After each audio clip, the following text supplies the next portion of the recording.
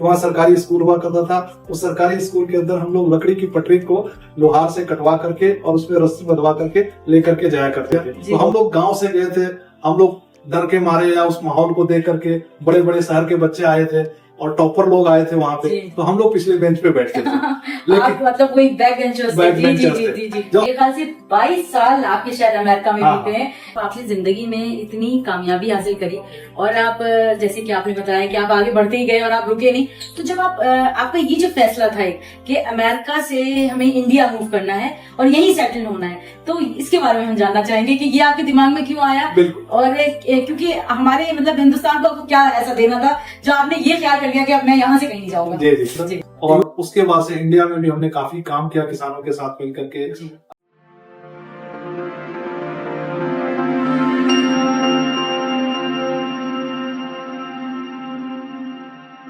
हर दिल हर जुबान विद सबीन में आज हमारे साथ बहुत मशहूर हस्ती हैं और उनके लिए जो है आप को कोई जरूरत नहीं है किसी भी इंट्रो की या किसी भी उसकी, और मैं चाहूंगी कि वो आज आपसे खुद रूबरू हों और खुद बताएं कि अपने बारे में, अपनी लाइफ की जर्नी के बारे में और अपने जो आपने शुरुआत करी। माय नेम इज युवन सिंह, हमारा नाम युवन सिंह है। मैं एक छोटे से गाँव समौर से का रहने वाला हूँ जो जिला कुशीनगर के अंदर आता है उत्तर प्रदेश में। और हम लोग जब स्कूल में जाते थे उस टाइम स्कूल की व्यवस्था ऐसी थी कि वहाँ सरकारी स्कूल हुआ करता था। उस सरकारी स्कूल के अंदर हम लोग लकड़ी की पटरी को लोहार से कटवा करके और उसमें रस्सी बंधवा करके लेकर के जाया करते थे। और उसी रस्सी के अंदर एक बोरी जो होती थी, जो चट्टी की बोरी होती है, वो उसको रखा जाता था और हम लोग कंधे में लटका करके जाते थे और उस बोरी को बिछाते थे। और गांव में एक मिट्टी होती थी जिसको भट्टा बोलते थे, उसको घोल करके सीसी के अंदर और उसको घोल करके, और एक नरकट होता था पौधा जिसको काट करके हम लोग उसका कलम बनाते थे और उससे लिखते थे उस पटरी के ऊपर। जो हमारे शिक्षक होते थे वो बोलते थे और पढ़ाते थे, और उस जमाने में बड़े शुद्ध भाषा में, हिंदी में या बड़े शुद्ध तरीके से हम लोग बैठने का और प्रार्थना करवाते थे।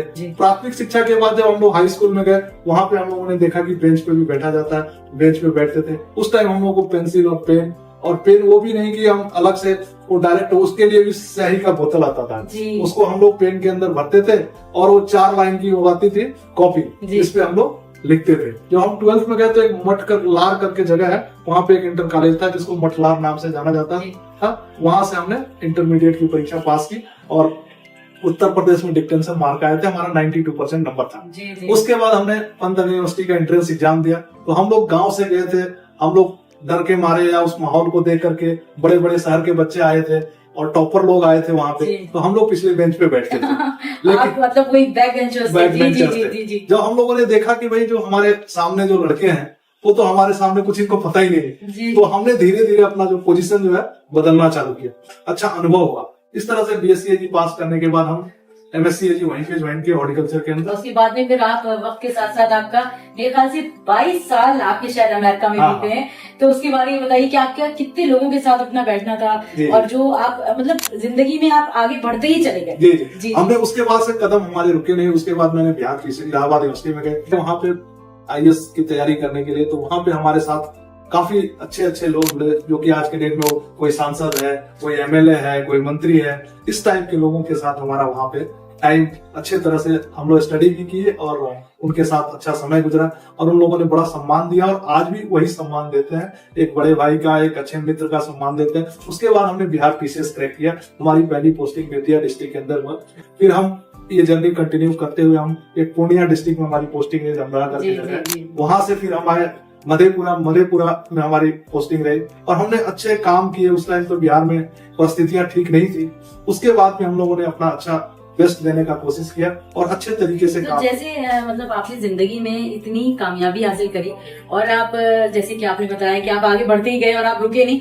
तो जब आपका ये जो फैसला था कि अमेरिका से हमें इंडिया मूव करना है और यहीं सेटल होना है, तो इसके बारे में हम जानना चाहेंगे कि ये आपके दिमाग में क्यों आया, और क्योंकि हमारे मतलब हिंदुस्तान को क्या ऐसा देना था जो आपने ये ख्याल कर लिया कि अब मैं यहाँ से कहीं नहीं जाऊंगा। जी। US के अंदर किसानों के साथ, ग्रेप ग्रोवर के साथ काम किए।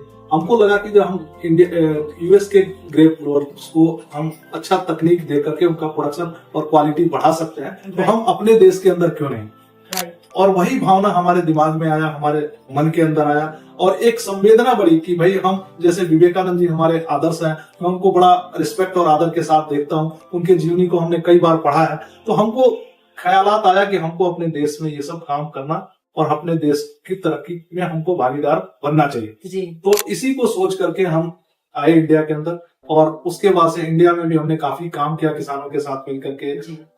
आपकी एक फाउंडेशन भी है जो एक हमारे फाउंडेशन भी है जिसका नाम दिव्य प्रेम सेवा मिशन है, उसमें कुछ रोगियों की सेवा की जाती है, उसके भी हम फाउंडर मेंबर हैं, और हर साल उसमें कुछ न कुछ हम लोग मिलकर के योगदान देते हैं, और उसको भी काफी आगे हम लोग बढ़ा रहे हैं। उसके बाद हमने last year Indian potash join किया, और अभी बिजनेस हेड हूँ मैं फर्टिलाइजर का पूरे इंडिया का, और बिजनेस उसमें फर्टिलाइजर का पूरा काम मैं देखता हूँ इंडिया में, और सभी प्रदेशों के अंदर मुझे जाने का मौका मिलता है। मैं बहुत ही सौभाग्यशाली हूँ कि मैं जिस भी स्टेट में जाता हूँ बड़ा प्यार और सम्मान मिलता है, और हम जरूर जहाँ भी जाते हैं सरकार के साथ साथ हम किसानों के बीच जरूर जाते हैं। उस प्रदेश का जो भी मुखिया होता है एग्रीकल्चर का, वो भी आते हैं हमारे साथ, और हम लोग मिलजुल करके किसानों की समस्याओं को सुनते हैं, और जो हमारे देश के प्रधानमंत्री का जो मिशन है कि हम किसानों के इनकम को कैसे बढ़ाएं, उसके लिए भी हम किसानों के साथ बात करते हैं। उसके लिए हमें क्या रिसोर्सेस किसानों को देना है, क्या टेक्नोलॉजी देनी है, उसके लिए हम लोग बात करते हैं। किसान कैसे अच्छा क्वालिटी पैदा करे, किसान का उत्पादन कैसे बढ़े, कम से कम लागत में किसान ज्यादा से ज्यादा पैदावार कैसे हासिल करे, उस पर हमारा फोकस रहता है। इसी तरह से अभी हम उत्तर प्रदेश में गए थे। उत्तर प्रदेश के अंदर आलू की खेती बहुत अच्छा होती है, अलीगढ़, फरुखाबाद, ये जो एरिया है, आगरा क्षेत्र है, तो यहाँ पे आलू की क्वालिटी आप कैसे अच्छा बनाएं, उसके ऊपर काफी अच्छा डिस्कशन हुआ। हमने बोला पोटाश को ज्यादा से ज्यादा यूज करिए, जिससे आपका आलू का क्वालिटी है वो बेस्ट बनेगा, उसको जल्दी सड़ेगा नहीं, और कोल्ड स्टोर के अंदर आपकी ऐसी व्यवस्था होनी चाहिए ताकि आपको टाइमली बीज भी बन जाए और आप उसको कमर्शियल बेच भी सकें। तो हमने कोल्ड स्टोर के ओनर्स को भी इकट्ठा किया था, अलीगढ़ और फरुखाबाद, हाथरस, इन जिलों का, और उनके साथ भी काफी हमारा अच्छा संवाद हुआ। वो लोग भी काफी खुश हुए कि नहीं कोई भी ऐसा आदमी आया जिससे कि हमें प्रोत्साहन मिल रहा है कि हम अपने खेती को कैसे बढ़ाएं, कोल्ड स्टोर को कैसे बढ़ाएं, कोल्ड स्टोर के अंदर हम खाद रख के या किसान को कैसे शिक्षित करें ताकि वो कम लागत। और जैसे ये आपका एक रहता है कि आप जो सुबह से 9 बजे से जैसे आप बाहर रहते हैं और आप शाम के 6:30 बजे घर आते हैं वापस, तो उसके बाद जैसे मतलब पूरे दिन तो आप काम में ही होते हैं, तो फिर जैसे फैमिली को आप जो टाइम देते हैं तो कब आप दे पाते हैं, किस तरह से? क्योंकि मिलना जुलना तो लोगों का आपके यहाँ लाइन लगी रहती है और वेटिंग में लोग रहते हैं कि भाई मुलाकात कैसे हो। ये तो हमारे सौभाग्य की बात है कि ऐसा मतलब लोगों का स्नेह और प्यार है कि लोग मिलने आते हैं, उनकी समस्याओं का समाधान मिल जाता है तुरंत, इसलिए लोग मिलने आते हैं बड़े आशा लेकर के। कोई केरल से आ रहा है, कोई त्रिपुरा से आ रहा है, कोई नागालैंड से आ रहा है, कोई जम्मू कश्मीर से आ रहा है, तो उनकी आशाएं होती है कि हम जा रहे हैं तो हमको कुछ न कुछ सोल्यूशन मिले, तो उनको सोल्यूशन मिलता है तो वो दुआएं देते हैं, खुश रहते हैं।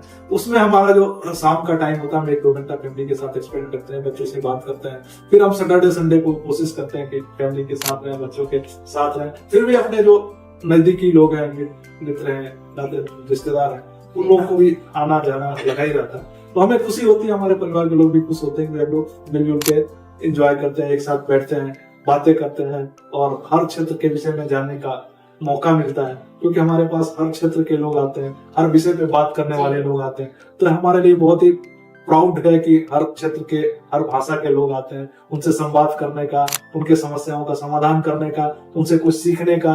उनसे बहुत सारी चीजें, नई चीजें हैं जो हमको सीखने को मिलता है। एक तो हमारा जो फील्ड है उससे अलग भी लोग आते हैं, उनसे भी संवाद करने पे हमको अच्छा लगता है। कोई ऐसी बात, कोई ऐसी मतलब मैं चाहूंगी कि आप लोगों को बोलें कि जो एक कोई सीख हो, या कोई आप उनको कोई एक मैसेज ऐसा दे पाए कि जिंदगी में, क्योंकि हमारी जो यंगस्टर्स हैं वो भी सब आज आपका ये मतलब टॉक शो देख रहे हैं, तो मैं चाहूंगी आपकी तरफ से एक मैसेज जाए। नहीं, हमारा इस भारत के नौजवानों के लिए बिल्कुल क्लियर कट मैसेज है कि हमारा जो बैकबोन है वो एग्रीकल्चर है, और हमारे जो युवा हैं वो एग्रीकल्चर से अलग हो रहे हैं। हम एग्रीकल्चर में अगर हमारी नई पीढ़ी आएगी, युवा पीढ़ी आएगी, अगर वो टेक्नोलॉजी के साथ काम करें तो हमारी बेरोजगारी भी कम होगी, और उसका वो जो जिस परिवार से वो युवक बिलोंग करता है उसके माता पिता भी खुश रहेंगे, उसकी फैमिली भी खुश रहेगी, उसको कहीं बाहर नौकरी के लिए या किसी काम के लिए नहीं जाना पड़ेगा। वो घर में ही अपना अर्निंग कर सकता है, अपने जीवन यापन कर सकता है, अपने परिवार को सुखी और संपन्न बना सकता है।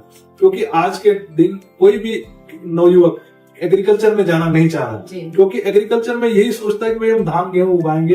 धान गेहूं उगाने का समय अब चला गया। आप धान गेहूं एक लिमिटेड एरिया में उगा सकते हैं। आपके पास कैश क्रॉप बहुत है, जिसमें आप 2-3 एकड़ जो हमारी जो एवरेज लैंड है उसमें अगर आप कैश क्रॉप सब्जी लगाते हैं, फ्लावर्स लगाते हैं या कुछ भी फ्रूट्स लगाते हैं, आपको पोटैटो लगाते हैं, कैलीफ्लावर लगाते हैं, आप अगर फ्रूट्स की बात करें तो गुआवा लगाते हैं, तो आपको एक अच्छी अर्निंग मिलती है। आज के डेट में अच्छी टेक्नोलॉजी आ गई है, अच्छे बीज आ गए हैं, अच्छे खाद आ गए हैं, दुनिया की बेस्ट क्वालिटी का खाद आपके घर में उपलब्ध है, आपको कहीं ढूंढने जाने की जरूरत नहीं। तो इससे युवा हमारे घर में रह करके अच्छा इनकम भी कर सकते हैं और अपने समाज की भी सेवा कर सकते हैं, अपने परिवार का भी सेवा। बहुत बहुत शुक्रिया, बहुत अच्छा लगा आपको हमारे शो में आए और हमें बहुत खुशी है आपसे मिलकर। बहुत बहुत शुक्रिया। Thank you.